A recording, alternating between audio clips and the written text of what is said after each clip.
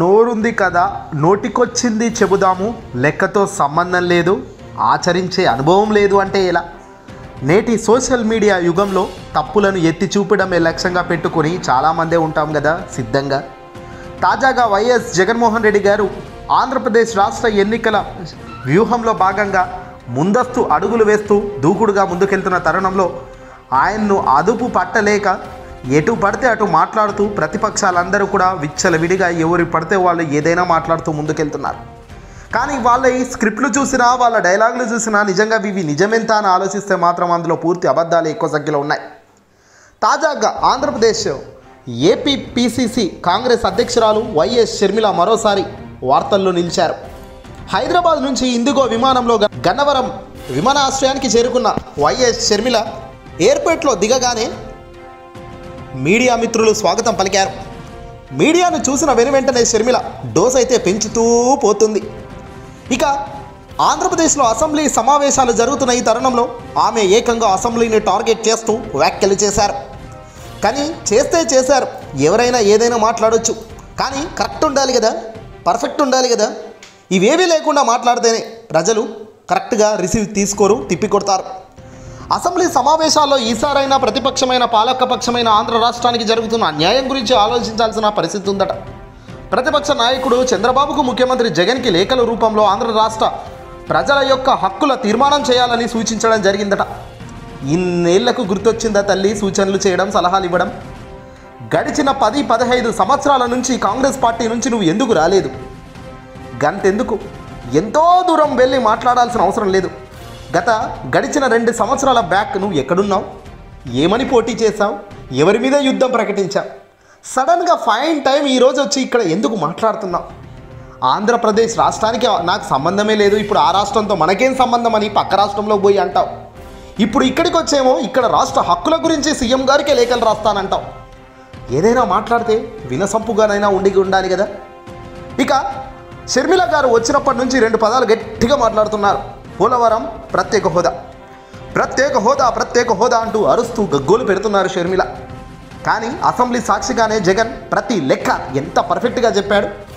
సామాన్యుడు టీవీ ముందు కూర్చొని ఒక్క లుక్ వేస్తే చాలు, లెక్కలన్నీ ఇట్టే మైండ్లోకి వచ్చేటట్టుగా ప్రజెంటేషన్ రూపంలో అసెంబ్లీ సాక్షిగా జగన్ వివరించిన తీరు అందరూ మెచ్చుకుంటున్నారు. ఇప్పుడు ఆంధ్ర రాష్ట్ర ప్రభుత్వానికి జరిగిన అన్యాయం ఏంటి, కేంద్ర రాష్ట్రానికి మనకు అన్యాయాలు ఎప్పుడెప్పుడు ఎలా చేశారు, వాళ్ళ లెక్కలు వీళ్ళ లెక్కలు ఏంటి అనేది జగన్ క్లియర్గా వివరించడం జరిగింది.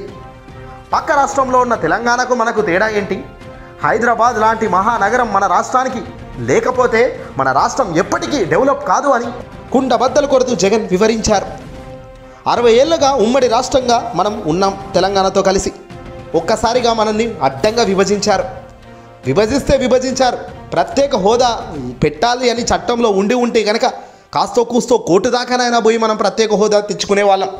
అది లేదు, ఇచ్చిన మాట పైన కేంద్రం లేదు, కేంద్రంను గట్టిగా నిలదీసి అడిగే పరిస్థితి మనకు లేదు. కనీసం సీట్లు తగ్గితే కేంద్ర ప్రభుత్వాన్ని డిసైడ్ చేసే అర్హత మనకొచ్చి ఉంటే కనుక అక్కడైనా మనం ప్రత్యేక హోదా గట్టిగా పడదామంటే అక్కడ వీలు లేకుండా దురదృష్టవశాత్తు వాళ్ళకు సీట్లు ఎక్కువ వచ్చాయని జగన్ ఆవేదన వ్యక్తం చేశారు. యుద్ధానికి వెళ్తే ఉన్న పరిస్థితులు ఆగమవుతాయి, అలా అని ప్రస్తుతం కావాల్సిన పరిస్థితులను విడిచిపెట్టి ప్రత్యేక హోదానే ఇవ్వండి అని అటు వెళ్ళి యుద్ధం చేస్తే రాష్ట్రానికి చాలా తీవ్రమైన అన్యాయం జరుగుతుంది. కాబట్టి అడుగుతూ ముందుకు కదులుతున్నారు ముఖ్యమంత్రి జగన్. జగన్ ఇన్ని క్లియర్గా ఇక్కడ అసెంబ్లీలో మాట్లాడుతున్నప్పటికీ కానీ ఇక్కడ షర్మిల గారు అసలు అసెంబ్లీలో జగన్ ఏం మాట్లాడారో కూడా తెలియకుండానే బహుశా ఆమె ప్రసంగించినట్టుగా ప్రెస్ మీట్ ముందు క్లియర్గా కనబడుతుంది. పర్ఫెక్ట్గా ఒక ప్రిపరేషన్ అయితే లేదు షర్మిల గారికి అన్నది ఇక్కడ మరోసారి బల్లగుద్ది చెప్పవచ్చు. నోటికి ఎంతొస్తే అంత మీడియా అటెన్షన్ దగ్గర ఫ్లో బట్టి ఆమె డైలాగ్ డెలివరీ చేస్తున్నారు తప్ప దాని వెనకాల ముందు ఏమీ కూడా ఆమె చూసుకోవడం లేదు. ఎందుకంటే అసెంబ్లీలో తాను వివరిస్తున్న లెక్కల్లో ఏది తప్పో ఏది ఒప్పో చెప్పే దమ్ము ధైర్యం షర్మిల గారికి ఉందా అంటున్నారు ప్రజానికం అంతా కూడా. ఆంధ్ర రాష్ట్రం పూర్తి అప్పులో ఉన్న రాష్ట్రం. ఆర్థికంగా ఒక సిటీ నుంచి భారీగా డబ్బులు వచ్చి రాష్ట్రానికి ఉపయోగపడతాయి అన్నట్టు కూడా లేని అప్పుడు జగన్ అధికారంలోకి వచ్చాడు. చంద్రబాబు ఖజానా మొత్తం దొబ్బేశాడు. జగన్ అధికారంలోకి వచ్చినప్పుడు కేవలం 100 కోట్లు మిగిలించి చంద్రబాబు పరారయ్యాడు. వీటిని సర్దుకుంటూ ఆర్థికంగా అడ్డంగా అప్పులు చేయకుండా జాగ్రత్త పడుతూ కేంద్ర ప్రభుత్వం కేంద్ర సంస్థలు ఎఫ్ఆర్బిఎం లాంటి పెద్ద పెద్ద వాటిని దాటకుండా వాళ్ళు ఇచ్చిన గైడ్ లైన్ లోపలనే అప్పులు చేస్తూ కట్ చేస్తే ఇప్పుడు 57 నెలల పరిపాలనలో జగన్ గడిచిన చంద్రబాబు గారి హయాంలో కన్నా అతి తక్కువ అప్పులు చేయడంలో విజయం సాధించడం గొప్ప విషయం కాదా అని షర్మిలకు ఎందుకు ఎవరు చెప్పడం లేదు? 2,53,000 కోట్లు నేరుగా ప్రజల ఖాతాలో బటన్ నొక్కి జగన్ పంపించినది ఎందుకు దేశ చరిత్రలో ఏ సీఎం చేయలేదు కదా. మరి దీన్ని ఎందుకు పొగడాలని కానీ దీన్ని గొప్పగా చెప్పాలని కానీ ఎవరు ఎందుకు షర్మిలకు చెప్పడం లేదు? తెలుగుదేశం పార్టీ జనసేన కూటమి అని ఇది అని అదని ఇటీవల చంద్రబాబు ఒక మేనిఫెస్టోని పట్టుకొని ప్రజల్లోకి తిరుగుతున్నాడు. ఆ మేనిఫెస్టో చూసైనా చంద్రబాబు అసలు ఈ మేనిఫెస్టోకి ఏమన్నా సిగ్గుశరం ఉందా? అసలు ఇలాంటి మేనిఫెస్టో ఎవడైనా చెబుతాడా? ఇంత డబ్బు ఎక్కడి నుంచి తెస్తావయ్యా అని ప్రశ్నించడం మానేసిన షర్మిల మంచి చేస్తున్న జగన్ను ఎందుకు ఇంత దూషిస్తున్నారనే ప్రజానికం అంతా ఆగ్రహం చెందుతున్నారు. పేద ప్రజలకు నేరుగా డబ్బు పంపించిన సీఎం ఎవరూ లేరు. ఒకటి డీబీటీ అయితే మరొకటి non DBT. Direct benefit transfer ద్వారానే ఏకంగా 2,54,818 కోట్లు బటన్ నొక్కితే ప్రజల ఖాతాలోకి వెళ్తే, మరొకటి నాన్ డీబీటీ కింద ఏకంగా 1,07,000 కోట్లు ఖర్చు చేశారు ఆంధ్రప్రదేశ్ ప్రభుత్వం. ఇదంతా కూడా పారదర్శకంగా జరిగింది. ఎక్కడ ఎవడు దొబ్బేదానికి ఛాన్స్ అయితే ఎక్కడా లేకుండా చేశారు ఇదంతా. మరి దీన్ని కనీసం శభాష్ అని అనలేని స్థాయిలో ఉన్న వ్యక్తులు రేపు ఇంకేదో గొప్పలు చేస్తారంటే మనం ఎందుకు నమ్మాలి, ఎలా నమ్మాలి అనేది మొదటి ప్రశ్నగా మారింది. ఇప్పుడు అంతా కూడా 31 లక్షల మంది ఇళ్ల కలను నెరవేర్చిన ఘనత జగన్ది కాదా? మరి దీన్ని పొగిడే ధైర్యం కానీ సాహసం కానీ షర్మిల చేయకపోవడం ఎంతవరకు కరెక్ట్ అనేది ఆలోచన చేయాలి.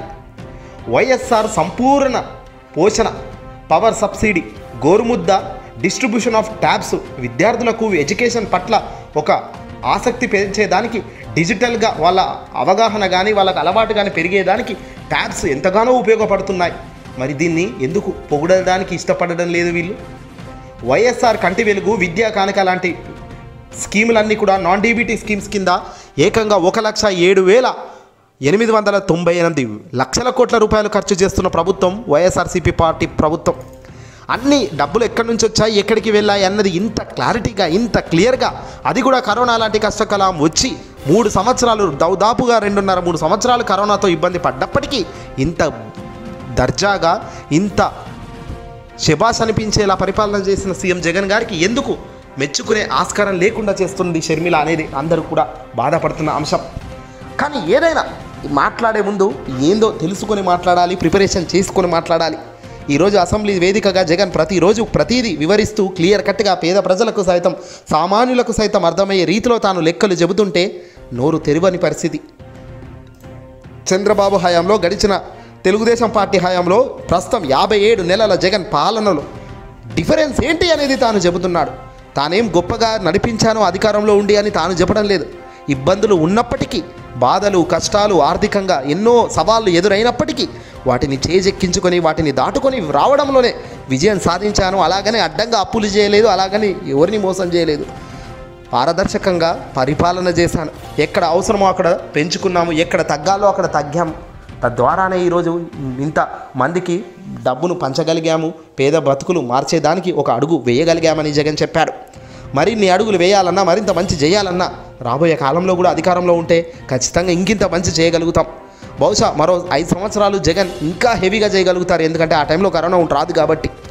ఇప్పుడంటే 2019 నుంచి 2024 మధ్య కరోనా వచ్చి 2.5 సంవత్సరాలు బ్రేక్ అయితే పడింది. కానీ కరెక్ట్గా చెప్పాలంటే రాబోయే 5 సంవత్సరాలు మరో బీభత్సమే జగన్ గెలిస్తే.